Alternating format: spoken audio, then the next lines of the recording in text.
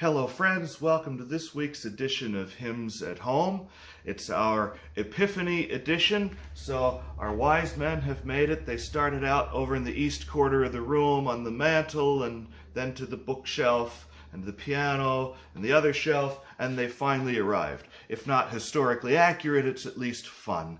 So we had last month a celestial event in the news, and I thought it would be fun to focus on the star for the first couple hymns of this week. I'm starting out with a chorale tune that was written in 1598 by Philip Nicolai, and this piece got so popular at its time that it was called the Queen of Chorales, and it was chimed by church bells. It was engraved on pottery in the 1600s, and it was still popular as a melody when J.S. Bach harmonized it in the 1730s. So this is O Morning Star, How Clear and Bright for the first hymn. The second hymn, Brightest and Best are the Stars of the Morning. This tune is usually associated, the words are usually associated with the tune 1892 by James P. Harding. And indeed, I'll use that tune, but there's an older tune for these words that dates back to a very important book in American music history called The Southern Harmony from 1835. I'll use that older tune for the middle verse. So just keep singing, don't worry, it'll all fit together when we go back and forth between the tunes. The last hymn today also has an interesting story, and I'll tell you a little bit more about that when we get there.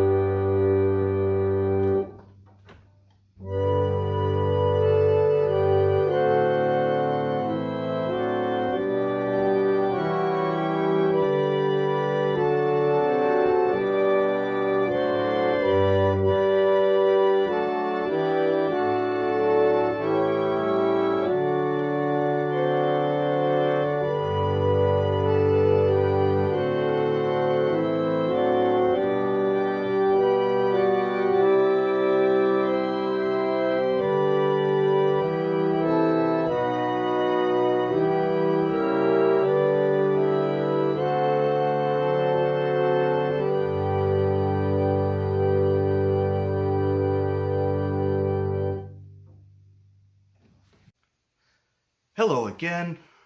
For our last hymn today, I've chosen On This Day Earth Shall Ring, also known as the Personant Hodie. This fantastically energetic piece dates all the way back to 1582. The arrangement that we do now was done by a very famous British composer, Gustav Holst. And Holst introduces each verse with these quarter notes that run down, almost the energy of heaven coming down to earth in the bass line. And they never stop. It never stops. The bass line just keeps going. There's so much celebration in this until it comes to the refrain, where it stops and holds these great low notes while we sing, Therefore Gloria in excelsis Deo. We get to sing it in Latin. You may learn a new word, ideo, the Latin for therefore. Ideo Gloria in excelsis Deo. I have a great memory of this hymn from a Christmas about a decade ago that I spent with friends in Chicago. This hymn was used the Sunday after Christmas for a processional at St. Paul's on a glorious big cathedral pipe organ, and that energy of it and filling the hall just stays with me. At the end, for the last refrain, there's some extra notes for the organist to play as if bells were pealing through it. But of course, this is designed for a big cathedral organ where the organist would also have a bunch of foot pedals to play the bass notes. Obviously, here in the living room, we don't have that, so I've enlisted Tabitha's help, making her Hymns at Home debut, to play the bass notes so that we have enough fingers on the keyboard to really capture that energy of the final refrain. So enjoy singing along with On This Day, Earth Shall Ring. Stay safe, and we'll see you next week.